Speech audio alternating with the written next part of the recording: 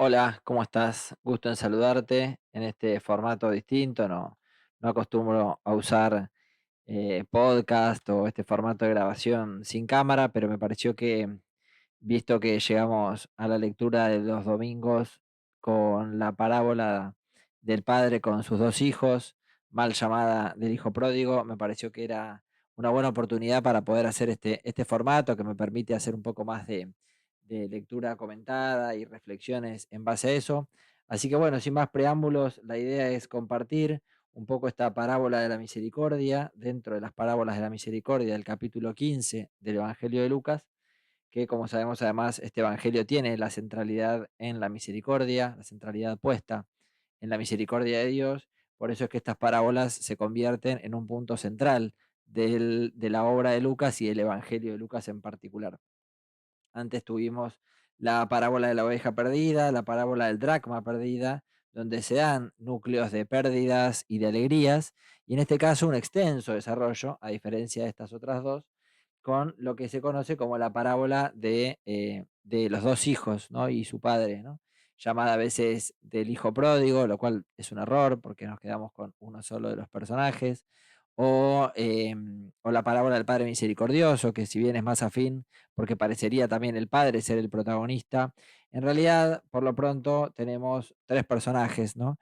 Jesús no aclara cuál es más importante, simplemente nos presenta este drama, ¿no? Este drama familiar. Algo que tienen las parábolas que es importante que recordemos es que las parábolas rara vez Jesús explica de qué se tratan. Hay algunos casos, pero en general Jesús no las explica. Entonces, y eso sucede aquí, ¿no? Acá Jesús no explica de qué se trata este drama, ¿no? Cómo hay que entenderlo exactamente. Entonces queda la puerta abierta para que sea también quien lo está escuchando, ¿no? Los interlocutores, quienes hagan también ese trabajo de reflexión para comprender de qué se trata este misterio que Jesús quiere revelar. Em, en este sentido, comenzamos leyendo en el capítulo 15, perdón, versículo 11. Viene de contar las otras dos parábolas, como les comentaba, y comienza diciendo, les contó también lo siguiente. Un hombre tenía dos hijos. Acá ya hay un tema porque a los interlocutores en la época de Jesús no les suena extraño para nada que presente la historia de un padre con sus dos hijos, ¿no? Acá, por ejemplo, podemos recordar Caín y Abel, ¿no? O Jacob y Esaú. Y otros ejemplos también en Oseas, en Jeremías. También varios de los profetas, de los reyes, tienen problemas o conflictos con sus hijos. Es decir, en el Antiguo Testamento está muy presente esta idea de que hay dramas, de que hay conflictos entre los padres y los hijos, ¿no? Es llamativo también que no está la madre, es un dato, ¿no? No sabemos, no dice que esté ni fallecida, ni que esté, no, simplemente no lo menciona, es decir, Jesús quiere que veamos el drama que se va a dar solamente entre estos tres personajes, y hubiera sido interesante, ¿no? Ver qué tiene la madre para decir en todo esto, pero bueno, no lo presenta, ¿no? Entonces, dice, un hombre tenía dos hijos, hasta ahí esto, ¿no? Que decíamos antes, pero no, sin mayor conflictos. Y acá empieza el drama, ¿no? El menor de ellos dijo al padre, padre, dame la parte de la herencia que me corresponde. Y acá tenemos ya un problema grande. Lo que el hijo menor está cometiendo es parricidio prácticamente, es decir, el hijo menor está matando al padre en vida, ¿no? Le está diciendo al padre que no lo necesita y que no quiere estar más a su lado. Hoy en día, porque tenemos comunicaciones y podemos hablar por WhatsApp con nuestros familiares en la otra punta del mundo, en esta época en la que Jesús habla, ¿no? Decir adiós a la casa familiar era posiblemente decir adiós, ¿no? Y podía ser tranquilamente un adiós definitivo. Em, por otra parte, es interesante esto de la parte de la hacienda que me corresponde, porque el padre, según inclusive las recomendaciones en el Antiguo Testamento, si no recuerdo mal, es en el eclesiástico, em, se le recomendaba a los padres, especialmente los que tenían riquezas para repartir, que no lo hicieran, ¿no? Que no repartieran, es una recomendación religiosa, ¿no? Está en la escritura, que no le repartieran a los hijos las herencias, ¿no? De modo tal que Jesús se mete en su parábola en un conflicto que sabe que va a traer conflicto. Es decir, que al interlocutor le va a llamar la atención, cómo el padre va a acceder a lo que el hijo le está pidiendo si no es esperable, es más, no es recomendable, ¿no? Por la misma escritura. Por eso dice, y el padre le repartió la herencia, ¿no? La hacienda. Es decir, el padre está a merced del hijo, ¿no? Y vamos a ver, porque uno después lo lee, no es un padre ingenuo, ¿no? Es un padre que sabe esperar los procesos de los hijos, de modo tal que lo hace, podemos suponer, hasta con amor, ¿no? Porque accede inmediatamente, ¿no? Cuando podría no haberlo hecho, que es lo propio y característico de este texto, que Jesús nos quiere mostrar, podría no haberlo hecho, ¿no? Sin embargo, pareciera que accede enseguida, dice, el padre le repartió la hacienda. Pocos días después, el hijo menor lo reunió todo y se marchó a un país lejano. Esto de lo reunió todo y se marchó es un poco complejo porque la herencia no era cuantificable en términos económicos, es decir, no era un monto, ¿no? La cuestión financiera o esta obsesión por lo financiero que tenemos hoy en día no existía. De hecho, bien sabemos que trabajar, ganar plata con plata, hasta fue considerado usura y pecado por la Iglesia Católica durante un milenio. Es decir, esta idea de lo financiero como lo más importante en nuestras vidas no es para nada, no era para nada importante, ¿no? Hasta no hace tanto tiempo. De modo tal que la herencia era material, era las fincas, el ganado, los sirvientes, ¿no? En este caso, reparte la hacienda y el hijo cuando reúne todo quiere decir que lo vendió, ¿no? Esto quiere decir que es terrible, ¿no? Porque ni siquiera es que lo deja a cargo de otro, ¿no? Lo vendió, lo vendió, desintegró la herencia de su padre, ¿no? Y no solo en términos económicos, sino que dilapidó, como lo vamos a ver ahora, sino que le puso, podemos hasta imaginarlo, ¿no? En la hacienda del padre la divide en dos grandes terrenos y uno se lo vende, anda a saber a quién, ¿no? Es decir, el padre de un día para otro, ¿no? Unos pocos días, como dice acá, perdió la mitad de su campo, ¿no? La mitad de su ganado. Es terrible, imagínense, ¿no? O sea, de golpe te quedas con la mitad de todo. El padre se quedó con la mitad de todo, ¿no? Y se marchó a un país lejano, no dice cuál, ¿no? Simplemente dice que malgastó su hacienda viviendo como un libertino, es decir, era un lugar donde no se practicaba estrictamente la religión, ¿no? Donde no podía, ¿no? Desarrollar su aspecto religioso, ¿no? Cuando se lo había gastado todo, sobrevino una hambruna extrema en aquel país y comenzó a pasar necesidad. Es decir, no es que se quedó con hambre o perdió todo y por eso comenzó la hambruna, sino que hubo un problema externo. Esto es mucho en el Evangelio de Lucas. Cuando es importante esto, ¿no? ¿Por qué? Porque la hambruna no es consecuencia de su pecado. La hambruna es consecuencia de haber dilapidado todo y no haber sido precavido en que podía suceder un mal extra, digamos, ¿no? Porque la hambruna en ese país no es consecuencia de su pecado. Esto en el Evangelio de Lucas pasa mucho, decía, que Jesús, perdón, que el evangelista muestra que el mal es algo que sucede, ¿no? Es algo que no tiene tanta explicación, que no se puede definir racionalmente, sino que es algo que acaece, que sucede, que irrumpe, ¿no? Entonces es importante esto, ¿no? Porque no es que él pasa hambre porque dilapidó todo, sino que pasa hambre porque sobrevino una gran hambruna y él había dilapidado todo, es decir, se quedó sin reservas, ¿no? Sé que no la administró bien, ¿no? Entonces fue y se ajustó con uno de los ciudadanos de aquel país que le envió a sus fincas a apacentar puercos. El muchacho deseaba llenar su vientre con las algarrobas que comían los puercos, pero nadie le daba nada. Esto es terrible porque los cerdos, recordemos lo que los cerdos significan para el pueblo judío, los cerdos eran animales esencialmente impuros, no podían ser comidos, por eso no es que piensen comer los cerdos, ¿no? Pero ni siquiera las algarrobas, ¿no? Es decir, ni siquiera la comida de los chanchos. Está mostrando la situación totalmente despreciable, porque ni siquiera es que estaba cuidando de vuelta, no estaba cuidando ovejas, no estaba cuidando corderos, que eran animales que tenían cabras, que tenían otra significación en la religión, sino que estaba criando puercos, que está criando cerdos, es decir, doblemente calamitoso su estado, ¿no? No solo que tiene hambre, sino que además está viviendo entre animales que son considerados impuros.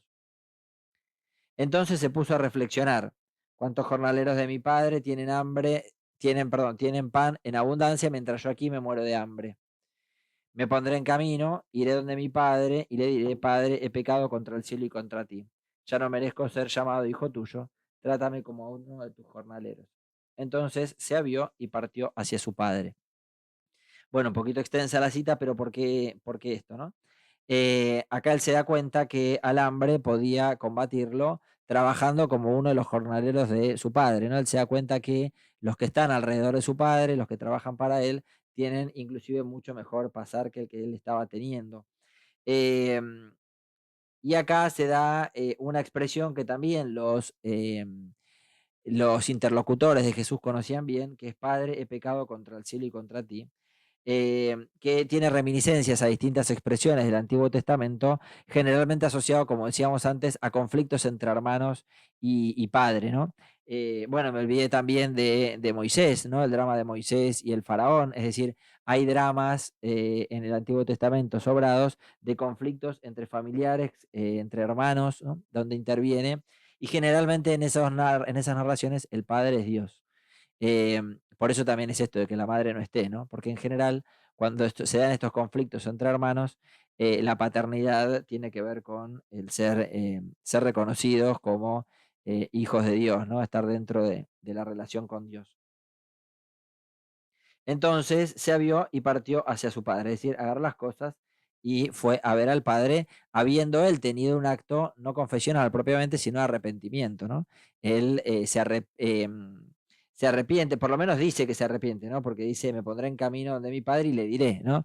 No dice que realmente esté totalmente arrepentido, porque de hecho piensa de esa forma, reflexiona por el hambre, ¿no? Lo que lo hace reflexionar es el hambre y no piensa directamente en que está totalmente arrepentido de lo que hizo. El texto lo que dice es que está pasando hambre y que los jornaleros del padre comen mejor, ¿no? Es casi como un acto de envidia, ¿no? No aclara exactamente que esté verdaderamente arrepentido de lo que hizo, ¿no? Y de hecho va a decir, Padre, he pecado contra el cielo y contra ti, no es que necesariamente lo sienta en su corazón, el texto no lo dice por lo menos, ¿no? Alguno podrá suponerlo, puede ser, pero por lo menos el texto da a entender que es algo más, es un acto más exterior, ¿no? No es exteriorizar algo que siente dentro, sino más bien cumplir con un determinado precepto, ¿no? Tiene más que ver con una religiosidad vivida de forma superficial, ¿no? Exterior como superficial. No lo había mencionado hasta aquí, pero me doy cuenta que me olvidé. Em, Podríamos decir que en esta parábola hay como tres momentos, ¿no? Tres actos, digamos, de la obra, ¿no? El primero tiene que ver con la actuación del hijo menor, que iría hasta aquí. Em, el segundo momento, el segundo acto de esta obra sería el hijo menor y el padre, ¿no? Donde el protagonista más bien aquí pasaría a ser el padre. Y en un tercer momento, el tercer acto, es el del hijo mayor. En este caso, entonces, empezaríamos con el segundo acto planteado de esta forma, que es el del padre, ¿no? Estando él todavía lejos, el hijo menor, lo vio su padre y se conmovió, corrió, se echó a su cuello y le besó efusivamente. Esto también aparece en varios textos del Antiguo Testamento, padres que se muestran muy afectuosos con sus hijos. Y de hecho, el beso como signo era un signo muy importante, especialmente entre varones, para hablar de una afinidad, de una cercanía, ¿no? Que podía ser familiar o no. Por eso el beso de Judas no es solamente un signo para identificar, podría haberlo señalado con el dedo, es decir, ese es Jesús y listo, sino que el texto marca que el beso que le está dando Judas es doblemente traicionero porque es un signo que justamente estaba reservado a personas que eran cercanas, que eran muy amigos, hermanos, familiares, ¿no? Em, En este caso, entonces, el padre se conmueve, ¿no? Esto aparece también mucho, el Evangelio de Lucas apela mucho a los sentimientos, a las emociones, ¿no? Otros evangelios por eso un poco más distantes, más fríos. En Lucas hay esta cuestión de la emotividad, de la emoción, los sentimientos que se muestran, que se manifiestan. El hijo le dijo al padre, Padre, he pecado contra el cielo y contra ti, ya no merezco ser llamado hijo tuyo. Fíjense esto, ¿no? Qué interesante, porque el momento confesional, que podríamos llamar de alguna forma confesional, viene después de que el padre lo abrazó, lo besó, etcétera, ¿no? Salió corriendo. Una actitud esperable era que se quedara de brazos cruzados esperando a que su hijo llegue arrastrándose para pedirle perdón, ¿no? Eso sería modo humano, ¿no? Sin embargo, el padre, antes que el hijo le explique a qué había venido por ahí, venía a pedirle más plata. El texto no lo dice, ¿no? El texto no dice que el padre se quedó esperando a ver qué tenía para decir su hijo, ¿no? Al contrario, directamente el padre se abalanzó sobre su hijo, lo abrazó, lo besó. Es decir, no importa a qué venís, no necesito saber a qué venís, no me lo digas, no hace falta, ¿no? Yo igual te amo, ¿no? Igual te beso, igual te abrazo, ¿no? Em, bueno, amor de padre, ¿no? Amor de un papá, de una mamá, que son capaces de todo por sus hijos, independientemente de qué habrán hecho, ¿no? Entonces esto es muy importante porque el acto confesional, más de una vez utilizamos este texto para hablar del sacramento de la confesión. Y es riesgoso si lo vamos a hablar desde el acto confesional, porque propiamente no nos sirve para hablar del acto confesional, porque no dice que esté arrepentido, lo veíamos en el acto uno, digamos, y no dice que esté arrepentido. Y segundo, el acto confesional viene después del perdón, o sea, no dice que lo haya perdonado, pero lo abrazó. De modo tal que la misericordia expresada en ese abrazo a su hijo está dada antes que el acto confesional. Es decir, no es que el perdón viene como consecuencia del acto confesional. El acto confesional igual está, ¿no?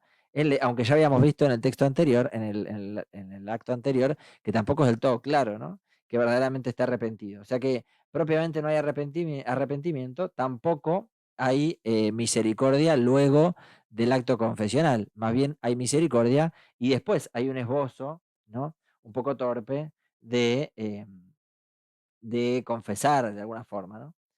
Que tampoco, porque ni siquiera es que le está pidiendo perdón por lo que hizo, ¿no? Dice, Padre, he pecado contra el cielo y contra ti, no merezco ser llamado hijo tuyo. Pero el padre, es decir, hay un reconocimiento de un pecado, pero no hay un acto de arrepentimiento por haberlo hecho, ¿no? Pero el padre dijo a sus siervos, dense prisa, traigan el mejor traje y vístanlo, o sea que estaría medio harapiento, ¿no? Podemos suponer. Eh, Pónganle un anillo en el dedo y cálcenle las sandalias. Traigan el novillo cebado, mátenlo y comamos y celebremos una fiesta. Porque este hijo mío había muerto y ha vuelto a la vida, se había perdido y ha sido hallado. Y empezaron la fiesta. El padre dijo entonces, perdón, volvemos, ¿no? El padre no le prestó atención. El padre no le prestó atención al acto confesional, no le responde, ¿no? Eh, ¿Por qué? Porque entiende que su hijo estaba muerto, está la explicación, ¿no? Su hijo estaba muerto y abortó la vida, estaba perdido, así hallado. Es decir, al padre no le interesa lo que el hijo tiene para confesar. El padre ya lo perdonó, ¿no? Porque de hecho lo restituye como hijo. Traigan el mejor traje y vístanlo, pónganle un anillo en el dedo y cáncelen las sandalias. El anillo en el dedo, el traje y las sandalias son signos señoriales, ¿no? Son de la realeza, de personas muy importantes, ¿no? De magistrados, de gente muy adinerada. Es decir, lo está restituyendo en su condición de hijo. Cuando el hijo había sido parricida y lo había matado a su padre, cuando el hijo había roto el acto de filiación, la relación de filiación, paternidad con su padre, el padre lo restituye en esa categoría. Es decir, el padre lo vuelve a hacer hijo, ¿no? Al reconocerlo como, al ponerle el traje, las sandalias y sobre todo el anillo es familiar, el del sello familiar, lo restituye como hijo, es decir, le da de vuelta el estatus que el mismo hijo había roto. Sí puede servir entonces, no decía antes, ¿no? No tanto para lo confesional, pero sí para la reconciliación.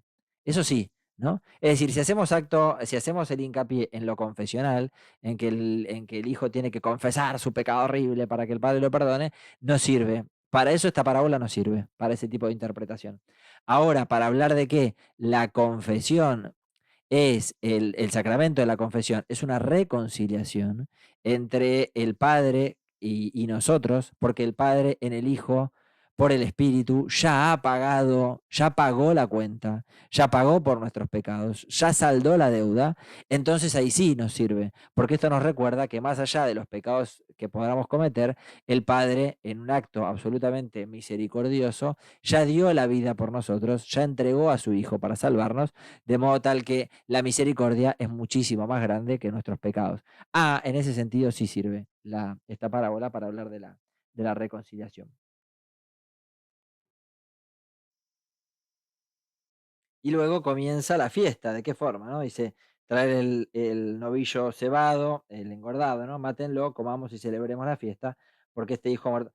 Es lo mismo que sucedió por eso hay que leerlo en el contexto. Es lo mismo que había sucedido con la oveja perdida. Alégrense conmigo porque he hallado a la oveja que se me había perdido. Y lo mismo que el dracma perdida, ¿no? Alégrense conmigo porque he hallado la dracma que había perdido. Es decir, restituirse en la condición de hijo. Por el Padre implica una alegría, ¿no? Es justo que haya fiesta, ¿no? Tenemos que celebrar, celebremos, ¿no? Porque estaba muerto y ha vuelto a la vida, estaba perdido y ha sido hallado. Es decir, la alegría es condición esencial, consecuencia inmediata, esencial del acto reconciliatorio, ¿no? El Padre nos reconcilia, el Padre reconcilió a su Hijo perdido y decreta, ¿no? Manda a que haya fiesta. Y si esta fuera la parábola del hijo pródigo, el texto tendría que haber terminado aquí, ¿no? Jesús tendría que haber dicho, bueno, hasta acá hablo, ¿no? Sin embargo, no, el texto continúa, de modo tal que seguirla llamando parábola del hijo pródigo, además es un atentado contra la narrativa, no solo contra lo que Jesús quiere contar, sino que contra el texto como lo tenemos hoy en día, ¿no? Porque lo estaríamos cortando. El texto sigue, ¿no? El texto sigue. Jesús no quiere presentar el drama de un hijo que peca y un padre que lo perdona, ¿no? Quiere presentar algo más, ¿no? Es la historia de tres personas, ¿no? Esta es una historia de tres. Dice el texto en el versículo 25, su hijo mayor estaba en el campo, es decir, estaba trabajando, ¿no? Si tuviéramos que decirlo de alguna forma, lo que estaba haciendo es que seguía cumpliendo lo que el padre le había ordenado, ¿no? Su hijo mayor estaba en el campo. Al volver, cuando se acercaba a la casa, oyó la música y danzas. Recordar esto que me estoy olvidando. Su hijo mayor, es decir, según la ley, al que le corresponde, por ser justamente primogénito, al que le corresponde la herencia es al hijo mayor. El que dilapida todo es el hijo menor. Es decir, al que no le correspondía naturalmente la herencia, ¿no? La herencia le corresponde, en este caso, al hijo mayor. Y sin embargo, el hijo mayor está a su lado, es decir, el hijo mayor sigue trabajando.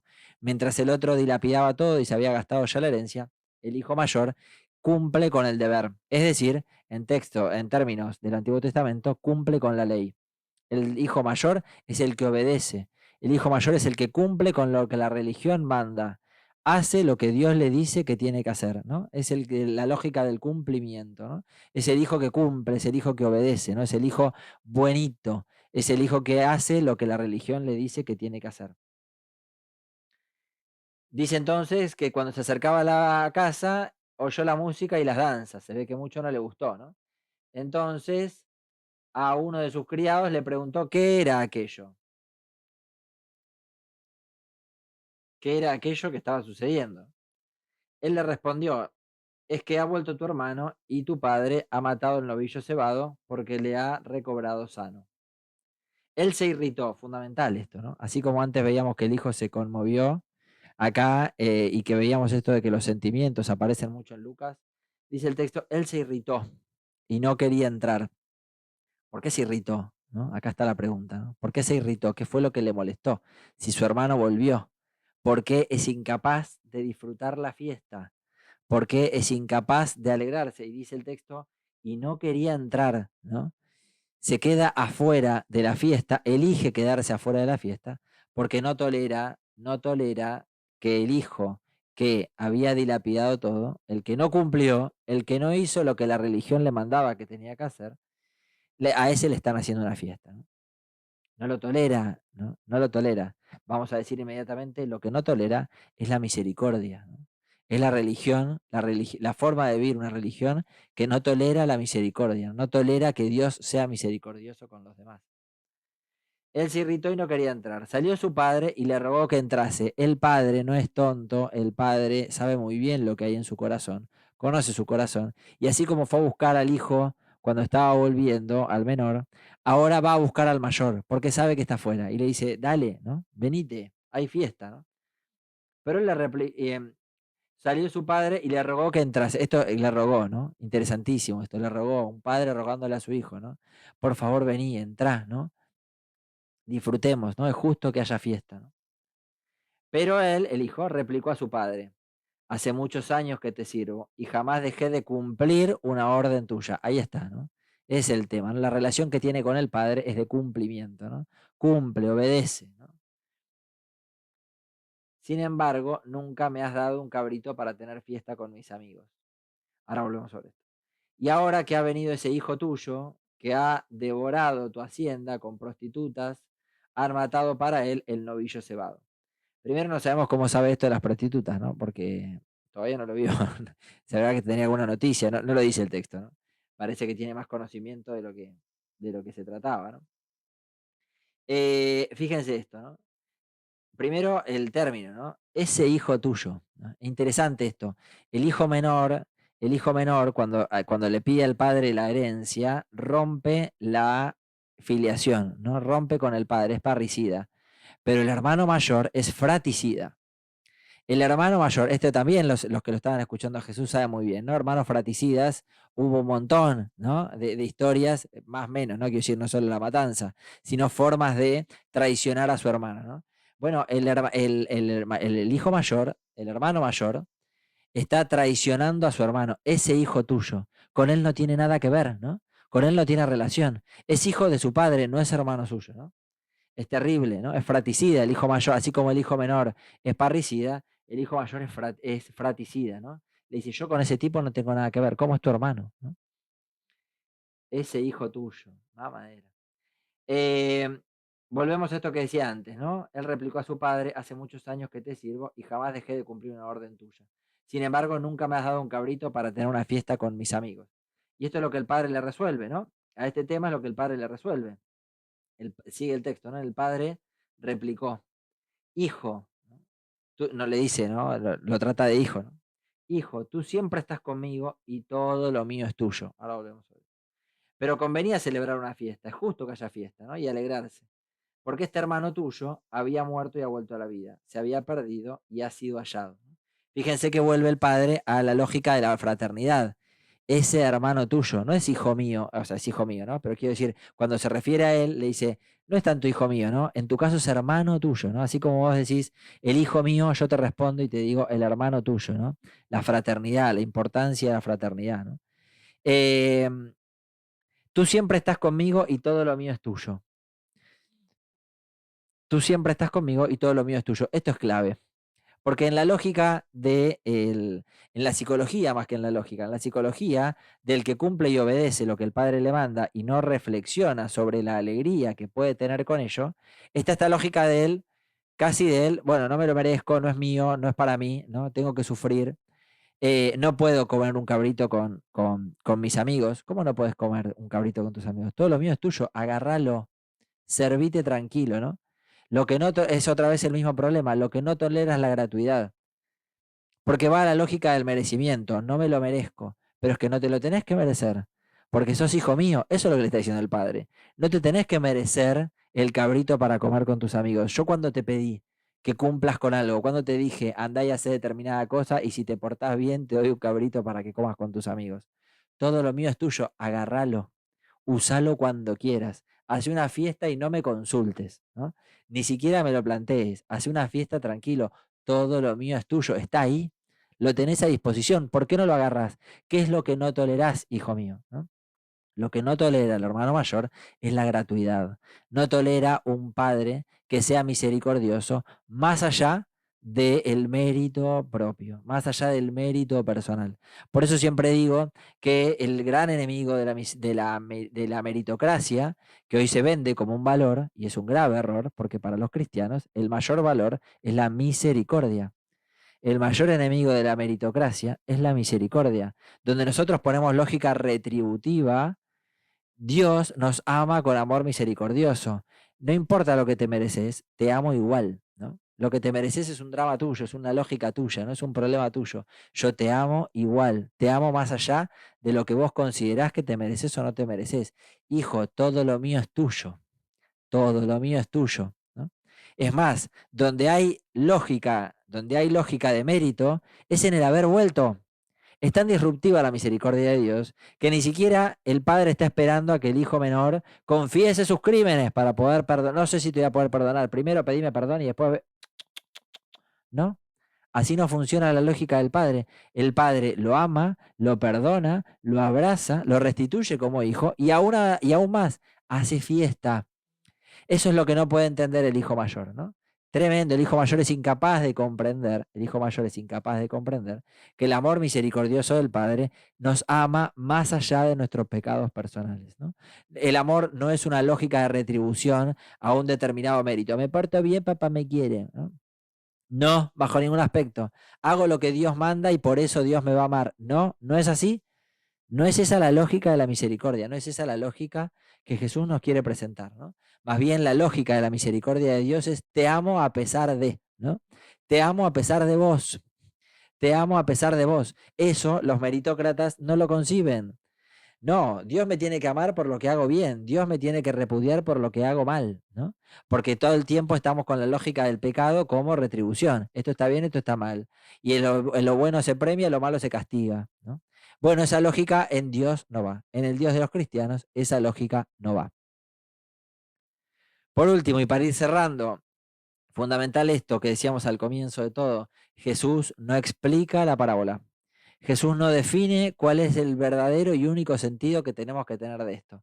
Entonces, cuidado con los que tratan de explicarla, inclusive yo mismo, porque yo también estoy haciendo un acto interpretativo sobre esta parábola que desde luego te invito a que reflexiones y a que puedas apropiarte de esta misma reflexión. Pero puede haber otras reflexiones, ¿no? Pueden haber otras reflexiones, porque Jesús no lo define, Jesús no lo explica, ¿no? Yo por lo menos la reflexión que trato de hacer es desde el mismo Evangelio de Lucas, ¿no? Tratar de encontrar en el Evangelio de Lucas y en la Sagrada Escritura explicaciones a esta parábola. Es decir, esta parábola no está en no está en los otros textos, ¿no? Es solo el Evangelio de Lucas, de modo tal que invito justamente a interpretarla desde el mismo Evangelio. Y una nota fundamental en el Evangelio de Lucas es la misericordia. Por tanto, el protagonista, ¿no? de esta historia es el amor misericordioso del Padre, ¿no? A sus hijos.